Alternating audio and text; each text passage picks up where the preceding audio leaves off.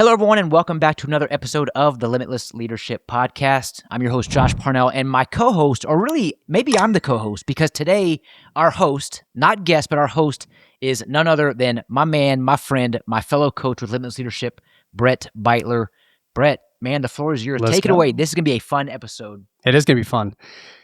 Good to see everybody again. And we're in January 2026. This episode is going to jump right off of what we initially talked about January 1st. That's right. Yep. So getting unstuck. Getting unstuck surrounds so many things in life. It can start by fear. It can start by anxiety. Am I good enough? Josh, you're going to hit on the 3 C's here in just a little bit. Mm-hmm. I've been stuck dozens and dozens of times in my life before my faith in God, with my faith in God, and it usually surrounded around either fears, anxieties, incapabilities. But you and I have talked about this a couple of times today, a saying that I really, really love. God will equip the called.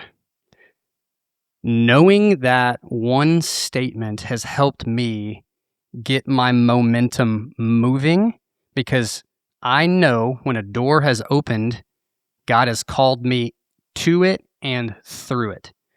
Even though I don't have all the confidence that I need, even though I don't have all my capabilities that I'm going to need, I know that when I get moving, God will equip me to start each step along the way, all the way into success as well as consistency. Leading a shop can be isolating, especially when you're trying to grow and still take care of your people. Tectonic 2026 brings together shop teams who care about the same things you hear on this podcast: coaching, accountability, training, and building leaders at every level. Expect hands-on workshops, role-based sessions, and honest conversations you can take back to the shop on Monday. Tectonic is happening April 9th through the 11th in Houston, Texas. Tickets are on sale now, and Limitless Leadership podcast listeners can get $500 off standard pricing with code LIMITLESS500. Go to techmetric.com/tectonic. That's TEKTONIC, or use the link in the show notes. Yeah, right on. God doesn't qualify the called. I'm already butchering it. God doesn't call the qualified.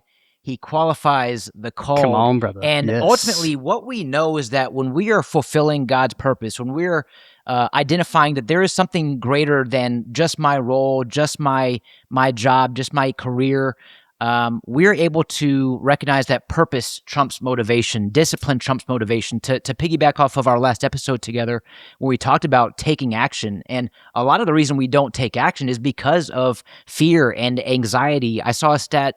This was actually a few years ago, but after 2020, COVID really changed everything. It changed the way that we operate, changed the way that we view things. With perspective, the way that we view things drives the way that we do things. So we do things differently now. After 2020, even leadership as a whole, I believe leadership has changed from more of a positional style of leadership to a servant style of leadership. And I think it's because we recognize that it is about people first. More than anything, in almost anything and everything that we do, it's people before process, it's people before profits. It's the name before the job title, it's connection before content. But going back to the action side of things, a lot of us don't take action because of fear, anxiety. The stat that I referenced is that anxiety increased over 300% since 2020. And you referenced the 3 C's that I'm going to dive into. A lot of the calls that I have here lately have touched on the 3 C's, and so I think it's a great time to introduce this. If you haven't heard it, maybe refresh some if you have. But the 3 C's are we capable, competent, and confident?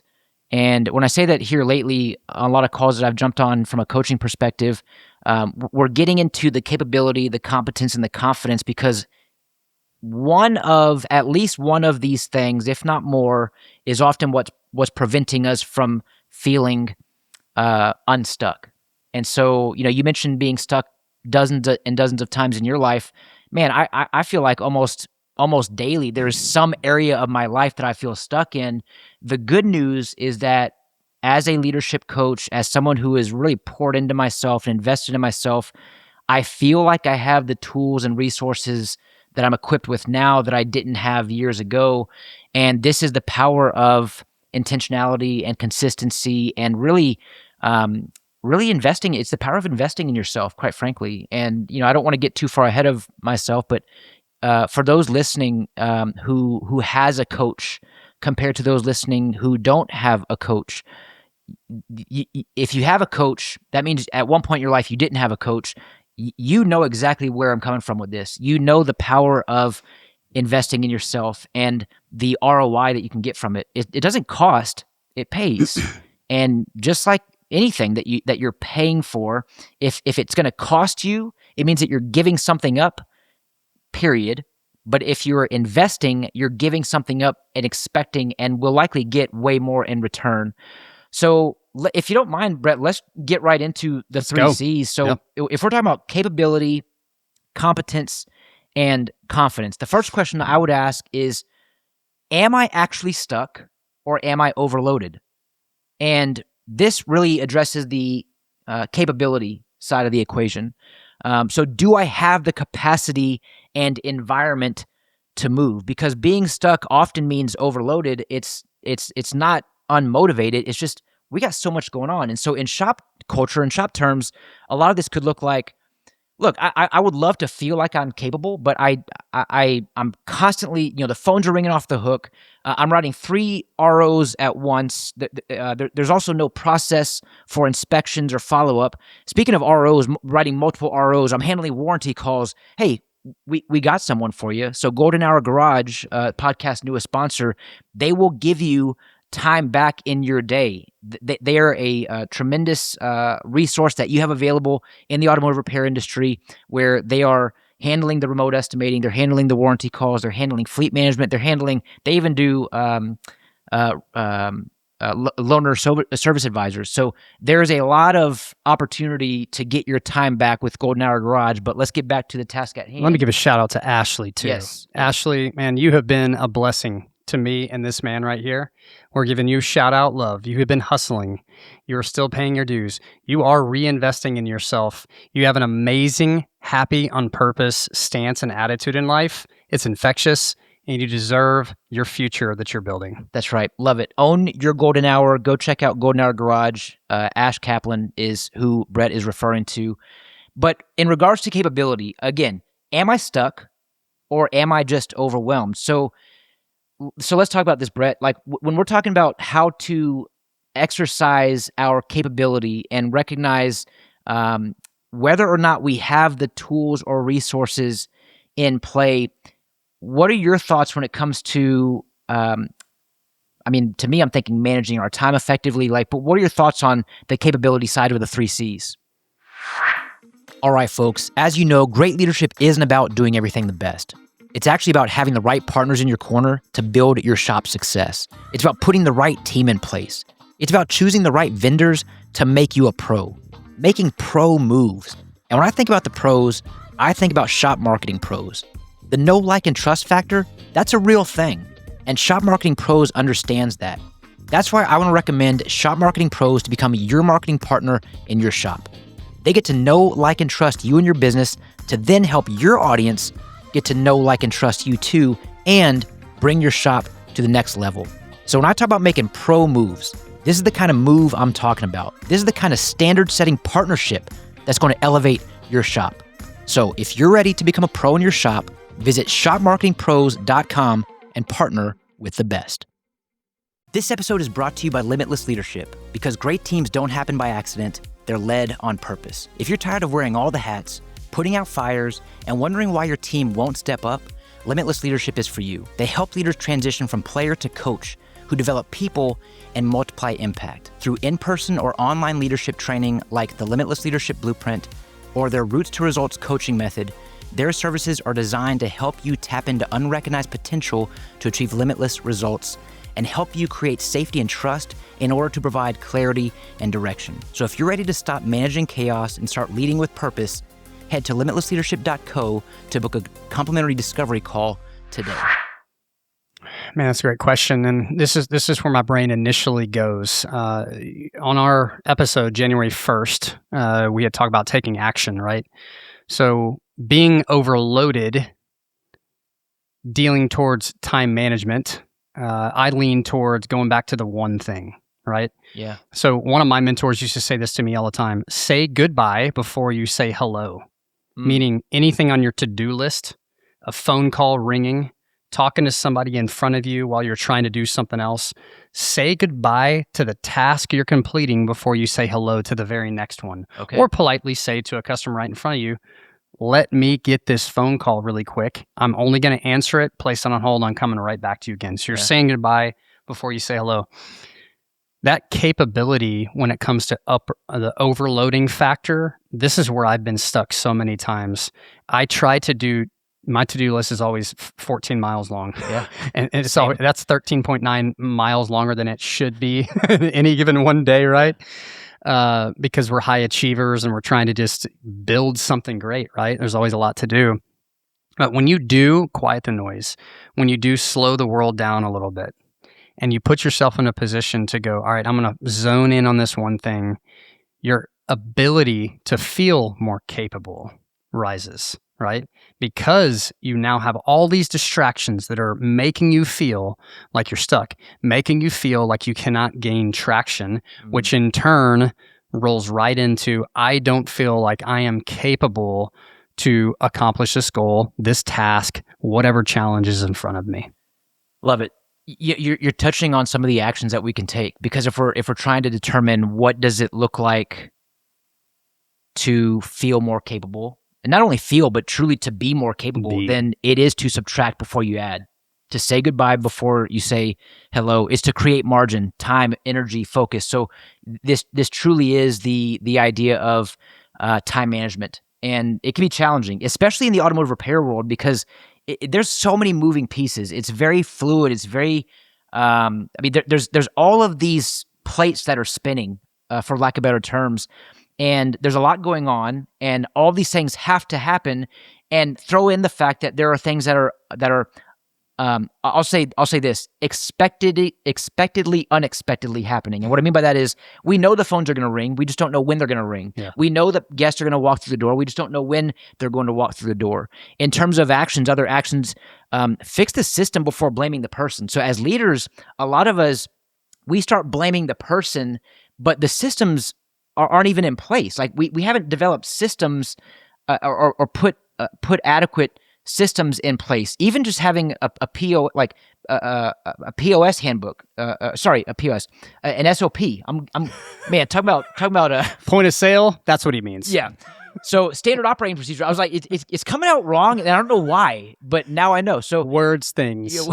But SOPs, like, have your SOPs in order. And a lot of folks, like, we have these processes, but let's say when you get a new hire and you're trying to effectively onboard, properly train, and consistently coach the new hire, well, if you don't have an SOP for any one of your processes, let alone multiple, then how are you going to start blaming that individual if you haven't even put the systems in place? And I think the fourth most logical action is get a coach.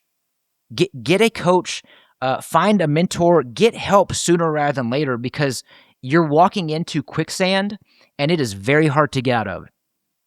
Yeah, the coach piece of it, mentoring, coaching, truthfully, it involves community, and it involves the ability to cheat on the test, because those people have been there before. Mm-hmm. They have won, which means they got an A in that class or in life.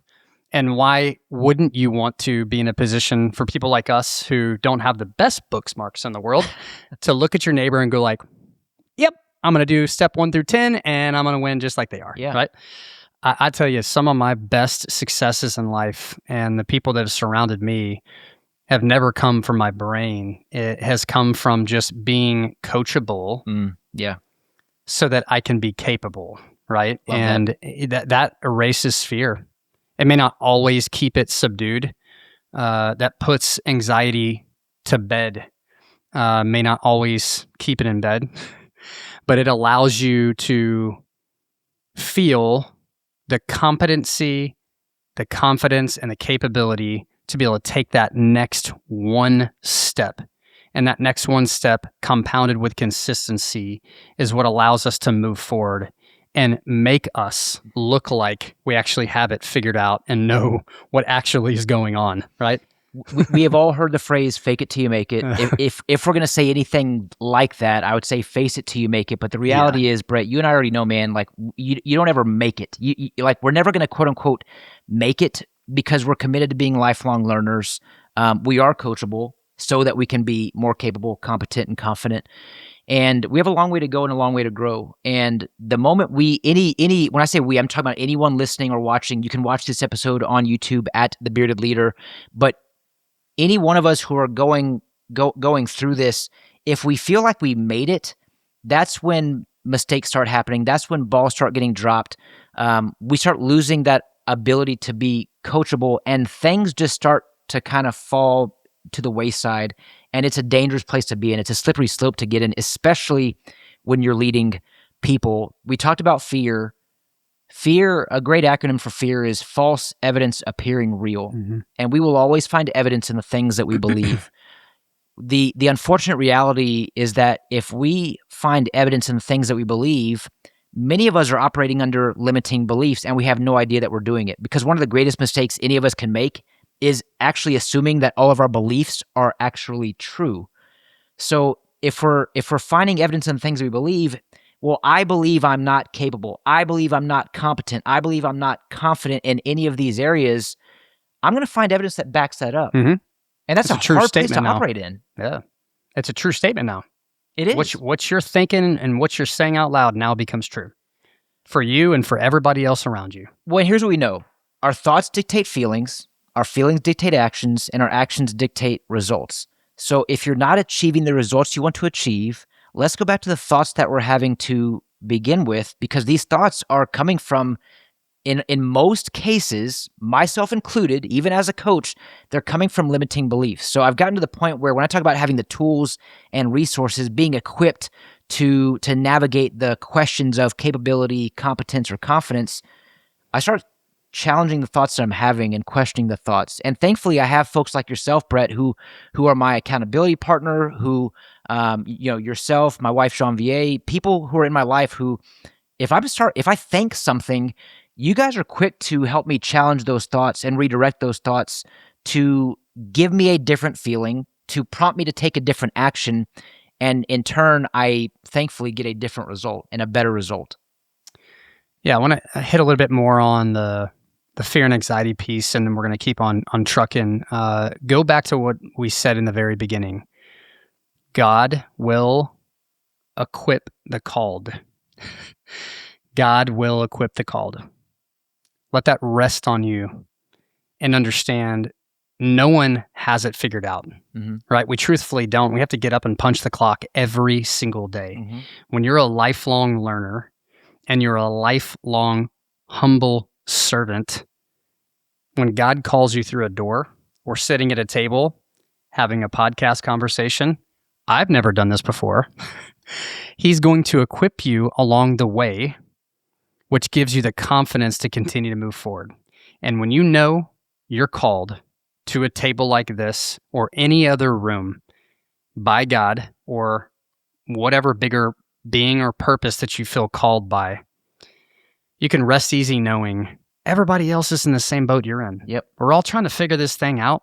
We're trying to do this thing called life and get better by the day so that we can lead the type of life that makes us and our families and the people that surround us very happy and proud of the journey we're walking on together, right? Imposter syndrome is a real thing for a lot of folks, including myself. It's something that I've experienced most of my life, and I've reframed that whole concept. It's the word syndrome is what gives it a negative connotation, in my opinion. So if I could say it's just imposter status, it's imposter status. Well, of course, I mean, yeah, I'm gonna feel like I'm an imposter. I've never been here before. I've never done this before, but I'm in this seat for a reason, and this seat that I'm in, it's my current assignment, and this current assignment may not be and will likely not be my final assignment, but it is my current assignment. And I cannot let the size of my seat or assignment dictate the significance of my impact. That's good. So That's good. When I'm in this seat, I know I'm here for a reason. I know I've been called to this seat for a reason, and I will do everything in my power to operate with capability, competence, and confidence.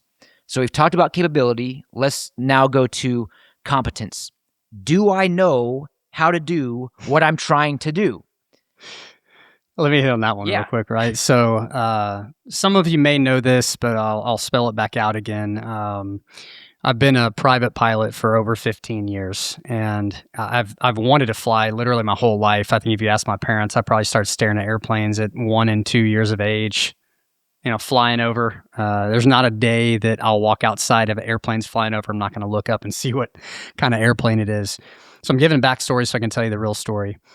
Man, you talk about the competence piece. My gosh, the first couple of times I got into an airplane and started actually flying and listening to my instructor and also air traffic control over headsets just like this, I immediately try to talk myself out of, am I competent to be able to do this?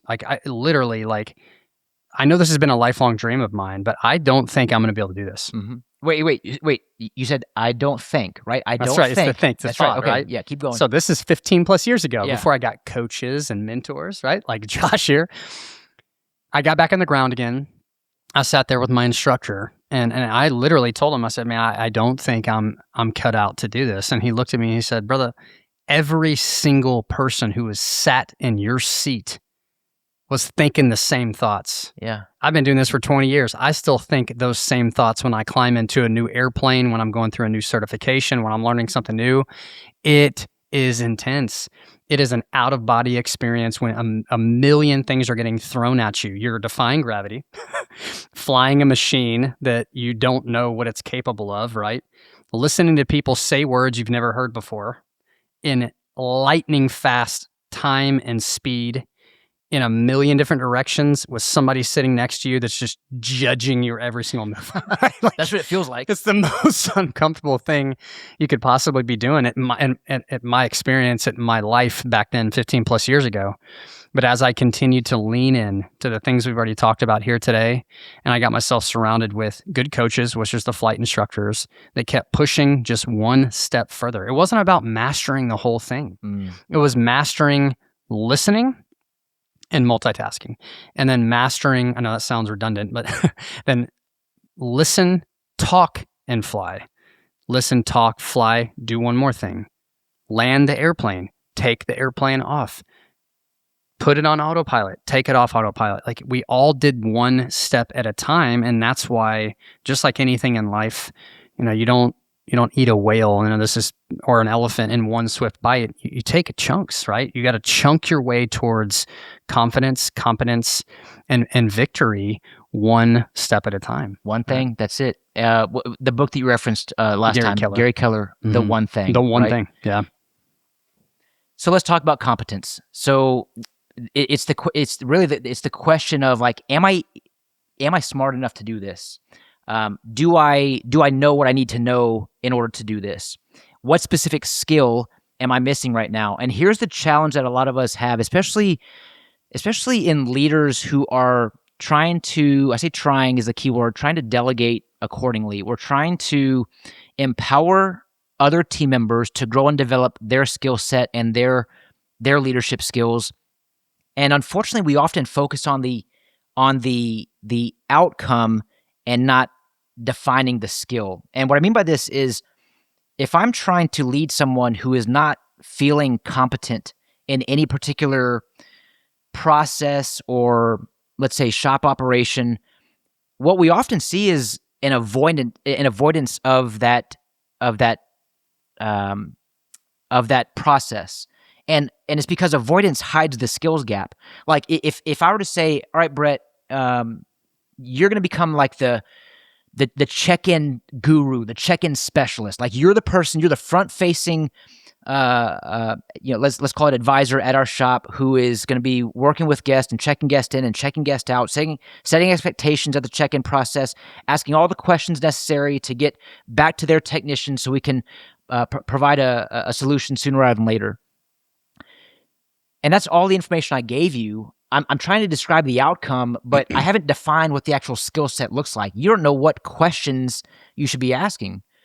You don't know. I mean, I haven't even talked about how we address physically, emotionally with the guest. I mean, being like as silly and simple as it might sound, some of us may not know until we're educated on the importance of stopping what we're doing, pausing, looking up, addressing the guest as they walk in the door, making eye contact, welcoming them within the first couple seconds of them entering our shop.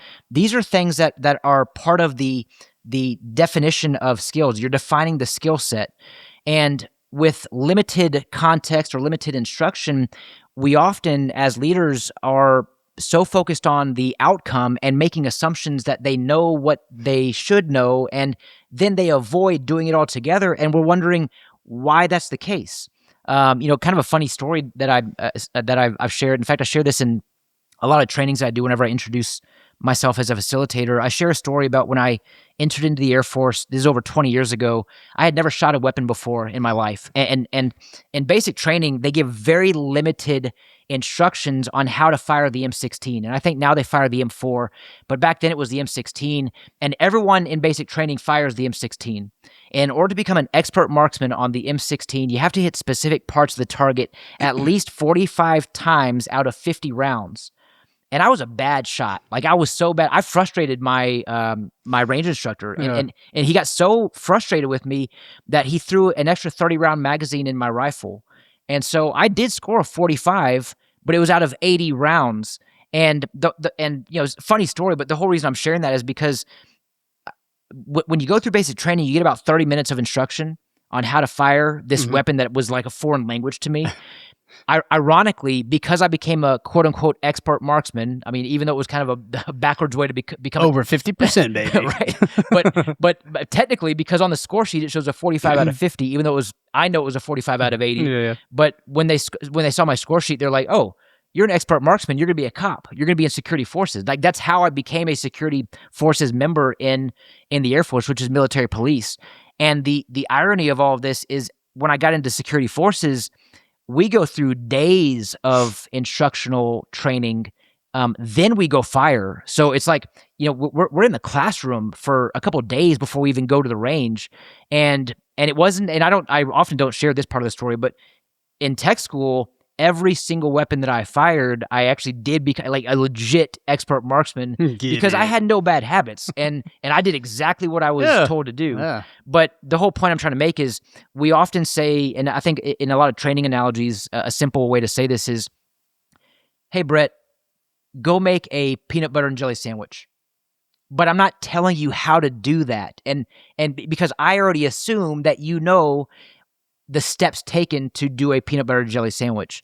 So I know it's kind of long-winded, but the whole point is this: we are operating under limiting beliefs. We often start questioning our own competence, when in reality we're really not even getting or attempting to get the necessary information to change that way of thinking.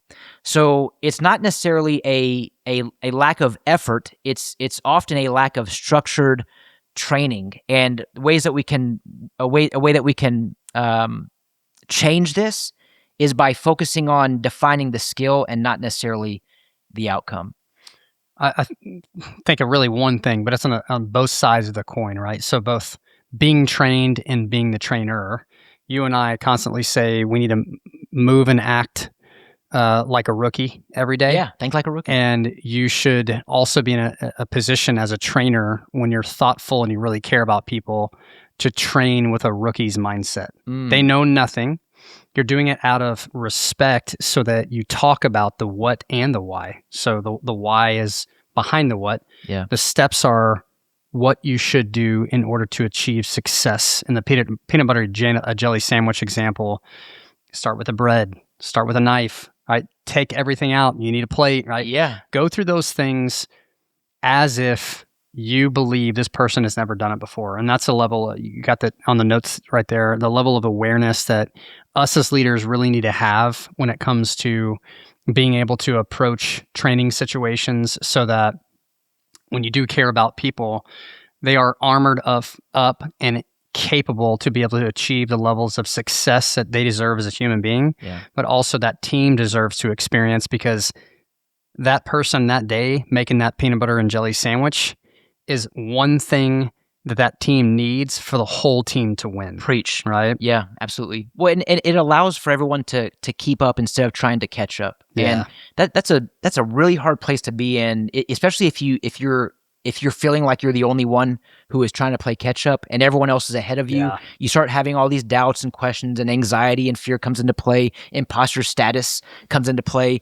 But when we can, as leaders, make sure that we are serving, leading, intentionally pouring into, educating every one of our team members, that we are that we have the opportunity and pleasure to lead, no one is trying to catch up. Everyone is right on the same page with everyone else. So we talked about capability. We've talked about competence. Now let's talk about confidence. Confidence, ironically, is the one that I think that as a leadership coach, this is the one that I really hang on probably the most with clients, because a lot of the folks I work with, they feel capable, they feel competent, but they don't have confidence in their abilities. And there's power in those 4 words, I believe in you. And sometimes even if it's me, if it's one person saying, look, Brett, I believe in you, or I mean, like it's the moment there's a belief that is introduced from someone into someone else, even if it is one person to themselves, it can really change everything. But it's hard for people to grow confidence when they don't know where to start. Yeah. And the question I would ask is, in regards to confidence, do I trust myself to act and figure it out? Do I trust in my ability to learn, to grow, to develop? Do I believe in myself in a way that would actually instill confidence in myself that helps me grow and be the best leader my team deserves to have? And here's the problem that a lot of us experience, and this is personal experience of my own, where for many years I operated under the assumption that I can't act until I'm confident. Like, I'm not going to take action until I'm ready, until I'm motivated, until I have confidence, until I'm prepared, until it's quote unquote perfect. Yeah. And if I'm, as a recovering perfectionist, I will say there's been plenty of times in my life where I didn't act. And I finally, years ago, learned, look, Josh, take action, motivation and confidence tend to follow. Yep. I think confidence, there's a strong reason you have it listed as number 3, because it does follow after you practice the first 2, especially consistently over time. But confidence also can be at the very beginning, right? That's right. So if you're called to the space, again, that could be God's awareness. It could be your own humble confidence. Confidence also pushes forward the first 2. Yeah. Right? So it's a cycle that continuously helps build momentum, like a snowball effect, that moves you forward, moves an organization forward as you are aware, as training takes place, as all those 3 C's come together. It builds an ability for the consistency, which is another C, for that team to know, I am confident. If I look left, if I look right, both sides, I got people on my team that I know when they're in their winning stance, we have the confidence to go out there and perform at the highest of level, right? And when that gel starts happening, that's when you have the making of a future award-winning team, right? Because everybody is in their lane, making those peanut butter jelly sandwiches like a bunch of bosses, right? I love that you said humble confidence, because I do believe that the difference between confidence and cockiness is humility. Yeah. And we have to operate with humility. And as C.S. Lewis would say, humility is not thinking less of yourself, it's thinking of yourself less. Operate with humility, and you can operate with a humble confidence that really helps you influence those around you. But many of us, we lose our confidence because fear starts to take over. And where there's faith, there's also fear. Otherwise, there wouldn't be a cause for faith. But the similarity between faith and fear is that they both believe in a future that hasn't happened yet. So why wouldn't we choose faith? Right. Preach, man. Go back to the coach piece of it, right? Especially coaches that believe in you, right? You said this a couple of times now. When an individual breathes life into you, man, what a gift, right? When someone truthfully We said this on your couch earlier. We were talking about this with Mhm. friends and family and everybody really believing in what your calling is, right? What a gift that is. Do you have a moment in your life that you can think back to where someone maybe it was one of the first times you ever experienced this, where someone just said something as simple as, "Brett, I believe in you," or you have found something like, 'cause I personally can think about a specific moment at a training when someone, and I'll share this story here in a second. I wanna hear yours first, but someone said something to me that really rocked me in a great way and helped put me on a different trajectory. It goes back to baseball. So I played baseball my whole life, and I actually thought that I was going to play college baseball. And I don't even know if I shared this with you, but I've torn my shoulder twice, 2 different surgeries, and I got to the point where I couldn't play like I used to. Mhm. Right? Couldn't hit, couldn't throw like I used to, and it's a liability, right? When you start talking about giving out any kind of money or scholarships, they want to know who they're banking on, right? So that was later in life. Flash back to when it first happened to me. I think I was either 11 or 12 years old, and I knew I had a skill set that I was pretty good. Right, I knew I could hold my own, and I made the All-Star team a couple of years in a row. But at either 11 or 12, that was when my dad stopped coaching me, and I had different coaches. And one of those coaches looked at me in the face and said, "Brett, you're not only good, you're the best in the league." In the league. Brother, and you have the ability, and he said this at 11 or 12 years old. You keep this up, man. I'm telling you right now, you will be all district baseball. I'm telling you, will get scouted by Wow. college scouts. And it didn't sink in. I was just like, yeah, cool, let's go play. You move in on, you just move on at 11 or 12 years old. But I remember my dad talking to me about it later on in the day. And then as I continued to progress, and that guy was right. Like Mhm. my confidence in myself all of a sudden just started steamrolling, and I wanted to practice harder. I wanted to be more intentional about taking ground balls and the way I was throwing, the way I was running, the way I was training, the way I was hitting, the way I was watching other people who are really, really great and picking up their little nuances that make them stand out from the rest. Yeah. It propelled into so many things in my life that I can say that one moment has stuck with me, obviously with sharing this story and other things too. I mean, in business and flight and relationships, I mean, whatever that might be, like it's really, really good to have someone just look at you and breathe life like, dude, you got something that's special. And I'm letting you know that I notice it, and you keep this up. It's gonna build some momentum and do some things in your life and for your life that I think is really going to surprise you. Whether you are formally leading someone or not, if you're working with people and you're not regularly verbalizing recognition and appreciation for that person, Yeah. man, you may be missing a tremendous opportunity to breathe life into someone who might need it and they don't show it. And the moment you just say something to the effect of, "I believe in you. You are incredible at X, Y, and Z. You are the best at X, Y, and Z. You are someone who, because of you, this team is what it is." Words like that, phrases like that, it can truly change someone's entire life. I mean, I'm not talking about just making someone's day. You can change a life. Almost a decade ago, I was working at Christian Brothers Automotive. I was a corporate trainer there, and did a training in Atlanta. And a former franchisee, incredible individual named Brian Clobbert. And Brian, if you're listening, major shout out to you, my friend.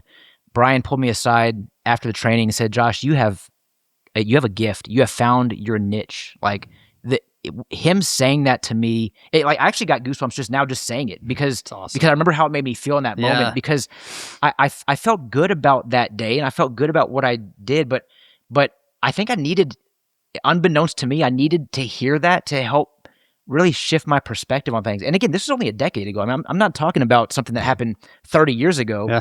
Like, this is something that even as a grown adult, there's power in words that people can share with us that help us move in a way that we otherwise never could dream of. Yeah, man. I try my hardest, man. You get caught up sometimes, but like I really try my hardest to ensure that my teams know I care deeply about them. That's the most important thing. How are you doing? We've talked about this several times.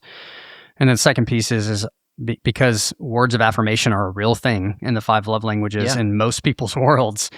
Even if that's not your top one, how sweet is the sound of, number one, your name being called out, and number two, getting praise and real recognition that makes an impact and makes somebody go, that's the first time it's ever happened before. Or, I needed that today. Yeah. Or, I'm so glad my hard work paid off. Finally, somebody noticed, right? It really is life-breathing and life-changing, right? Connection creates engagement. Engagement increases performance. Think about the engagement increase that you're going to get when you can breathe life into someone like that. And the affirmations are great, but I'll even trump it by saying confidence is often built through evidence, not necessarily just affirmations. And when we say take action, confidence will follow. Confidence is built on evidence. So take action. Do it scared. Operate in faith, but know that it's okay to do it scared. Mm-hmm. When you take action, the confidence is going to follow. Ultimately, actions that we can take, get a win. I mean, we know that when you take action, you're going to get a win of some kind. Even if it's the smallest of wins, get a win and then start stacking those wins. And also be able to reframe failure, reframe losses, use that as feedback to grow and develop. Like failures can truly be life's tuition for success. So we can say failures allow me to learn, not get stuck. When we fail at something, it doesn't make us a failure. If I lose, it doesn't make me a loser. Those actions don't become our identities. So when we fail at something, it's just your first attempt in learning. It's okay. You failed, but we learned. And then if we're learning, then we're growing. So let's reframe what failure looks like. That will also help confidence. And lastly, I'll say it again, get a coach.